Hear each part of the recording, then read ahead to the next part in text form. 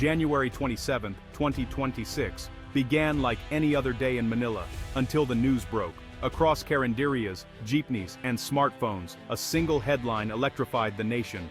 France submits formal proposal for Philippine Navy's first-ever submarine. Suddenly, the city's usual bustle paused. In Makati, business professionals huddled around screens, their conversation shifting from deadlines to defense. On a crowded jeepney, a student read the news aloud, sparking animated discussion among strangers. An elderly veteran wiped away a tear, whispering, "Sa wakas, at last." The story spread like wildfire, uniting Filipinos in a shared moment of pride and disbelief. Down at Quiapo Market, vendors gathered around a radio, listening intently as details of the French proposal unfolded. A fishmonger spoke of her brother in the Navy, realizing what this could mean for him and his comrades. This wasn't just news for politicians or generals. It was for every Filipino who looked out at the sea and felt both pride and vulnerability. For generations, the Philippines has been defined by its waters, yet lacked the means to master the depths. Today that changed. The announcement was more than a headline. It was the start of a new chapter. National defense became tangible, something to debate, celebrate, and feel proud of. The dream of a silent guardian beneath the waves was finally within reach. Across the archipelago, hope and excitement surged. The ordinary morning had become a moment of extraordinary national significance. The Philippines was ready to step into a new era. The nation awakened, united by a dream now within grasp. The dream of a Philippine submarine is over a century old. As an archipelago, the nation's fate has always been tied to the sea, yet for decades our reach was limited to the surface. The idea of a submarine force first surfaced after World War II, but economic and political challenges always pushed it aside. The Navy made do with aging ships, the dream of true maritime power always just out of reach. Now, that long wait is ending. For sailors and officers, this is validation, a shift from coastal patrols to true strategic independence. The submarine is the missing piece, unlocking a new level of capability. For the Filipino people, it's a symbol of modernization and resolve. No longer the sick man of Asia, the Philippines is investing in its future and asserting its place in the world. The overwhelming emotion is about more than hardware. It's about finally claiming our destiny. This is a turning point, decades in the making. The nation's maritime aspirations are finally within reach. At the heart of the proposal is the Scorpion-class submarine, a product of France's naval group. This state-of-the-art diesel-electric attack submarine is designed for stealth, endurance, and lethality, perfect for Southeast Asia's crowded waters. Its advanced sonar suite and armament of torpedoes and missiles make it a formidable adversary. The option for air-independent propulsion allows it to stay submerged for weeks, vastly increasing its reach and unpredictability. But the French offer is more than hardware. It's a strategic partnership. Technology transfer, training, and long-term support are included, ensuring the Philippines can operate and sustain its own submarine force. French experts will train Filipino crews and technicians, building local expertise from the ground up. Plans for a dedicated submarine base are part of the package, securing the program's future. France's track record with the Scorpion in navies worldwide inspires confidence. This partnership deepens diplomatic and military ties, diversifying the Philippines' security network. Choosing the Scorpion signals a new era of international cooperation. The Philippines is building a modern defense posture with trusted allies. This is more than a purchase. It's a leap into the future. The submarine news ignited excitement across the archipelago. In naval bases, sailors and officers felt a surge of purpose. This was the moment they'd trained for. Senior officers saw it as the dawn of a stronger, more capable Navy. On social media, Pinoy Submarine trended as young Filipinos shared infographics, digital art, and messages of pride. Families of sailors posted their support and the conversation was vibrant and positive. National defense became a source of shared pride, not just a policy issue. News outlets produced special reports, and schools discussed the submarine's significance. Terms like sea denial and exclusive economic zone entered everyday conversation. People wanted to understand what this meant for their country and future. For many, the submarine represented respect, a sign the Philippines would no longer be pushed around. "Hindi na tayo basta-basta, may pangil na tayo ngayon," said a tricycle driver in Cebu. The sentiment echoed nationwide. The submarine was more than a weapon. It was a symbol of dignity. It declared the Philippines ready to defend its seas with strength and resolve.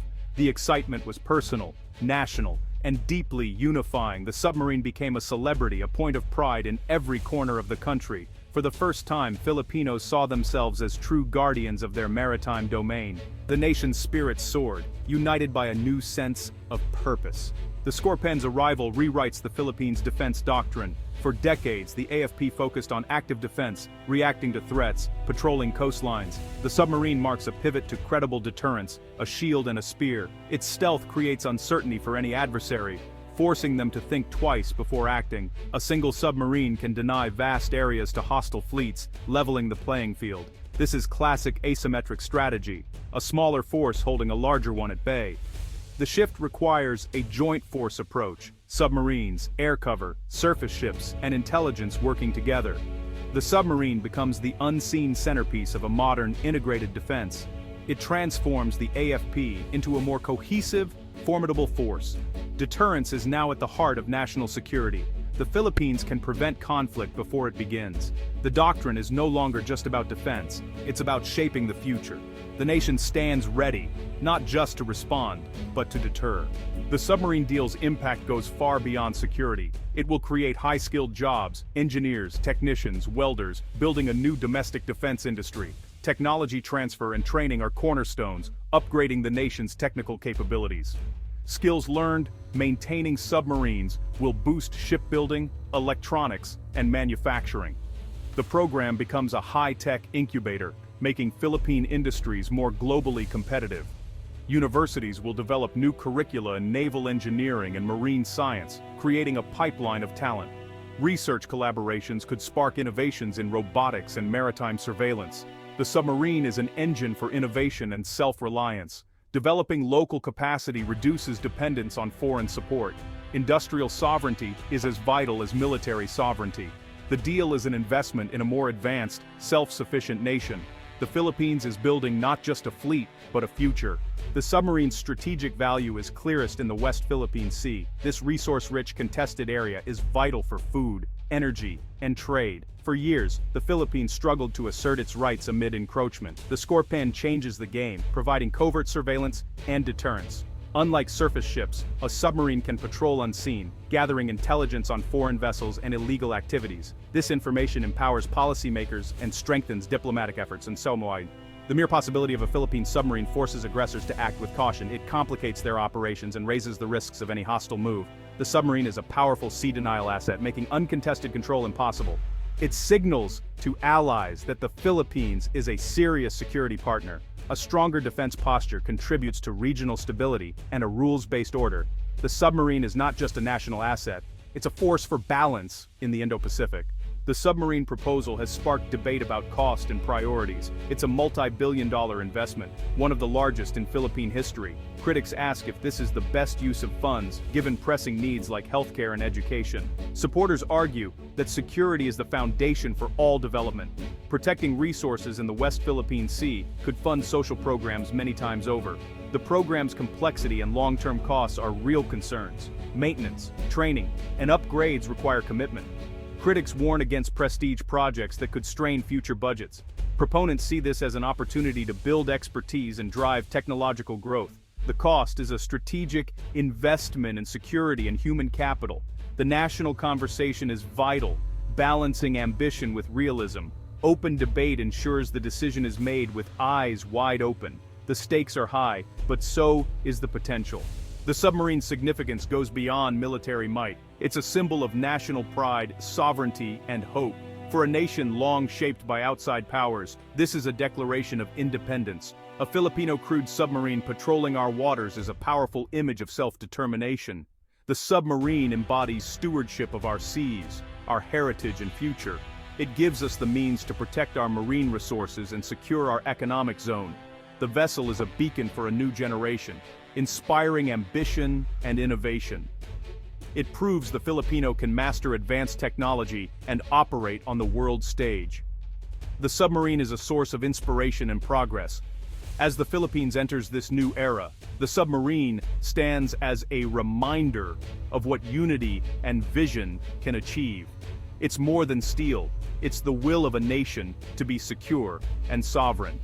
The Philippines is now a true maritime power, ready for the challenges ahead. This is the dawn of a bolder, more secure future for all Filipinos.